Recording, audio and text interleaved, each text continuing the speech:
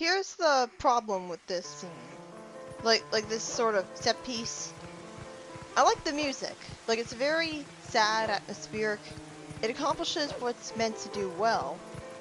Until you reach the battle music.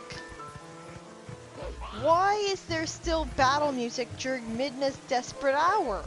That's stupid. That completely destroys the atmosphere they're going for. It would be a lot better if it meant, like, the music kept going on and never got interrupted because it just showed how much Link cared about Midna. But instead, like every time I'm trying to enjoy the nice piano music, it gets interrupted by the battle theme. This is about as bad as constantly hearing the battle music for the werehog. Like, I just want to hear the actual music, but then the battle music keeps on playing. Granted, it's not nearly as annoying to hear, but still. But yeah, basically this is like Midna, she's injured or something, so you can't use her charge up attack. And you also can't jump really long distances with her.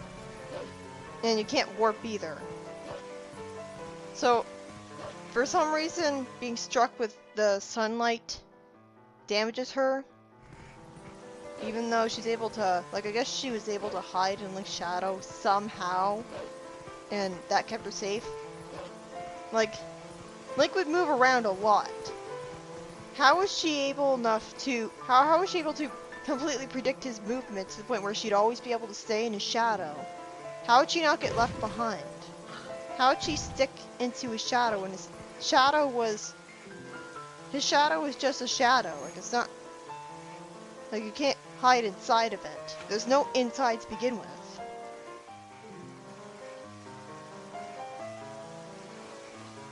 Yeah, it makes sense. Like, the animals recognize Link because he still smells the same even though he's a wolf. How does she see her? Oh, so the animals can see her, but nobody can't? Like, apparently the humans can't see Midna, even now, so why is it that the animals are able to see her? Like, are we supposed to believe that now Midna's visible to everyone? Because if so, you'd think that the people would be a lot more concerned about the strange-looking imp than the wolf riding on it. Like, wouldn't people be talking about it for days to come? I don't understand why pushing crates is so... Like, you have to push it ahead one block at a time. Like, I don't know why you can't just continuously move forwards while pushing stuff. You gotta be very careful about positioning yourself so that you walk on the tight ropes. It's kind of tense that way, because otherwise you'll just fall, you'll just walk right off. For some reason you can only walk on tight ropes as a wolf. Even though the wolf, his body is wider. So shouldn't it just be easier for a human? I don't think you should knock down or break the jars, because then you'll get the Goron's attention. And obviously if you fall down there, the Goron will kick you out.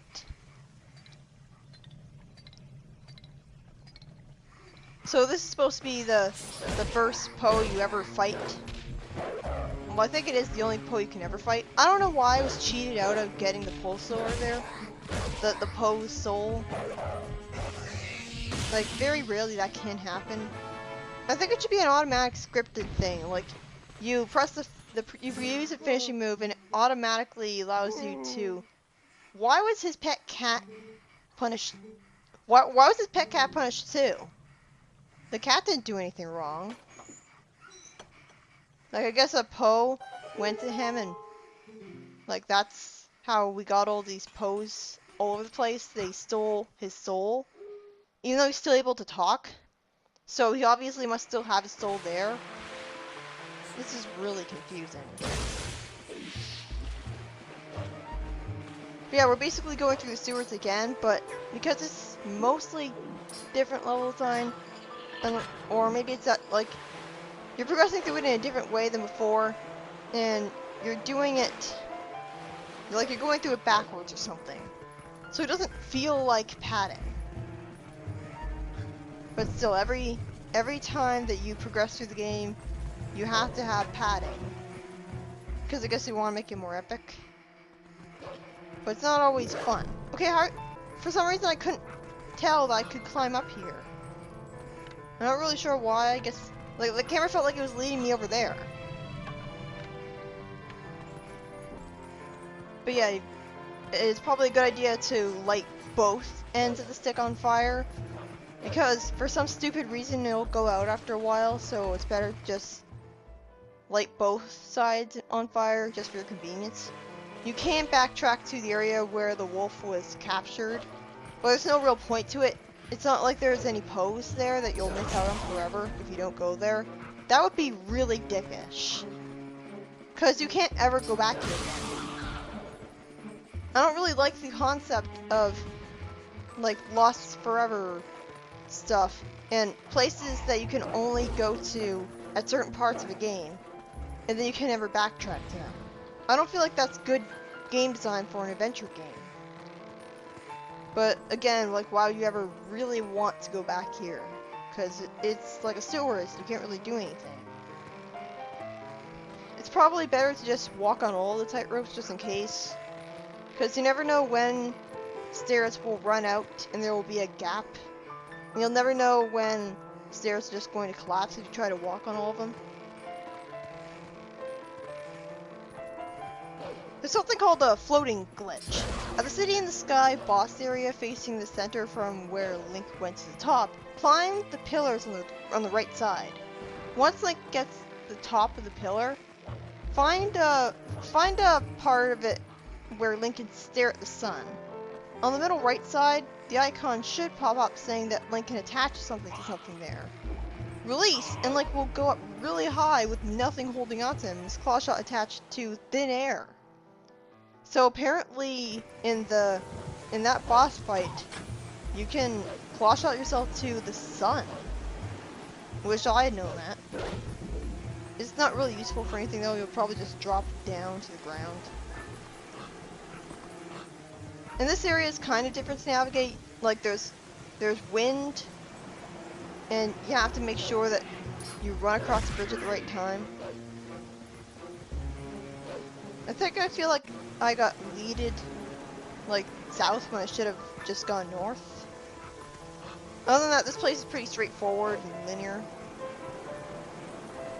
Like before, like you would just go through the rooftops, but you couldn't do that. You can't do that anymore because of Midna.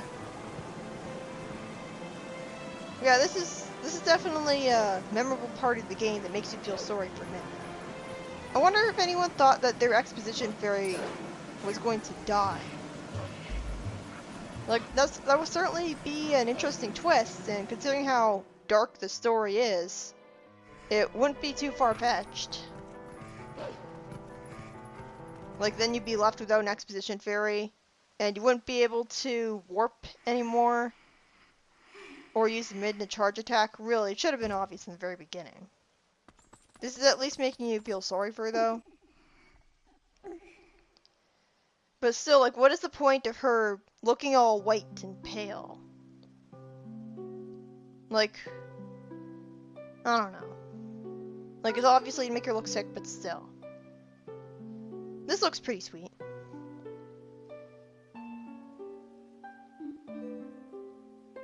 So, this is showing that she's softened up even before Zelda did her thing.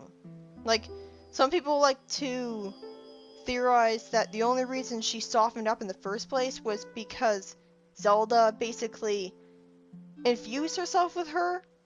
I think that's what's happening here, because that's how she restores her back to life, like prevents her from dying.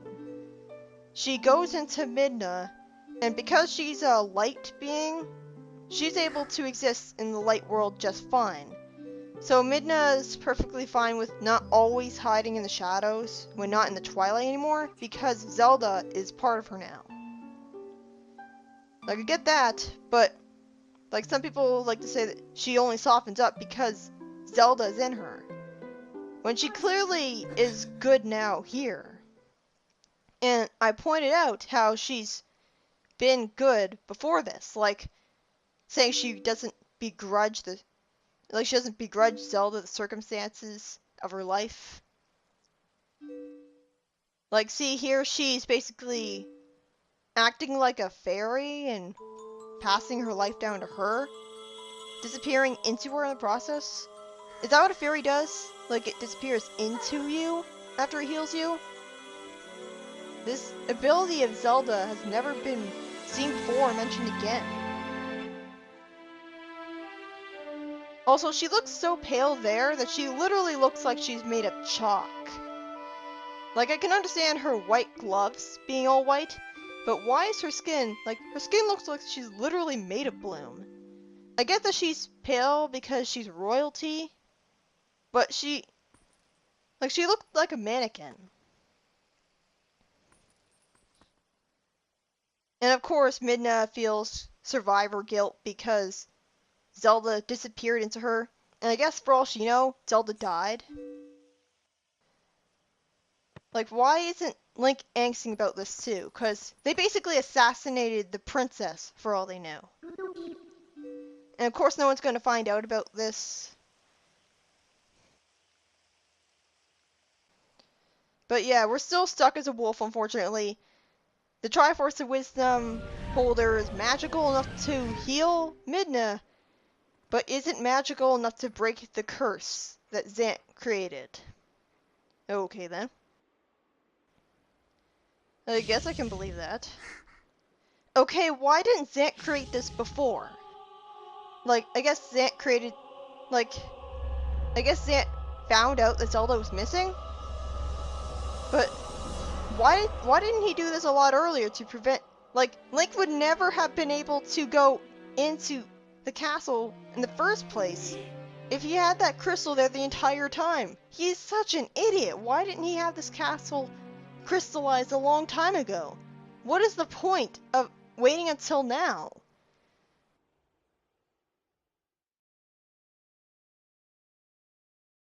There's something called the Frozen Goron glitch. After beating Virus, place a rock on top of a curled up Goron. This will actually prevent the Goron from uncurling. So if you climb onto it while there's a boulder on top of it, you'll be stuck and need to reset your game. It is possible the rock will fall off if the Goron... It is possible that the rock will fall off Goron when you climb onto it, and in that case you'll be fine. But otherwise, I think I actually remember doing that myself. Not sure why. So many of my strongest memories with this game were memories of glitches, like the getting stuck walking into pots glitch, and the Frozen Goron glitch, and even the ball and chain glitch, even though it apparently was only on the Wii version. But yeah, you're stuck as a wolf here, even though it's not Twilight, because Ganon put a curse on you. Make me wonder why it took so long to do that in the first place. And why did it take so long for him to find out where you were? Like, why didn't he just do this a long time ago? He would have won! Zant is so stupid. Like, there's so many instances in this game where he would have won if he just did this one simple thing. Though, the previous villain was not much better. Like, Ganondorf in Wind Waker needed to make sure that Link would survive in order to make it so that he'd be able to use the Master Sword, like break the seal. So he'd have to survive at least up to the point where he's beaten the Tower of the Gods, but he still tried to defeat him. So there's actually two Gossip Stones, I think that's what they're called. No, Howling Stones. There's two Howling Stones in a row here, very close together. One plays the Zelda's lullaby, one plays another lullaby. I don't really like the way the wolf's howling sounds, especially when they're trying to sing songs. Like, it's especially glaring with when he's trying to sing Zelda's lullaby later. He can't go that high. So he isn't capable of properly singing the song because at one point he expects you to go so high and he just kind of falters amusingly. It's kind of cringeworthy, actually. I remember when I was a kid I didn't really like the fact that Link kept making dog sounds because I kept wondering if my dog would hear it and overreact.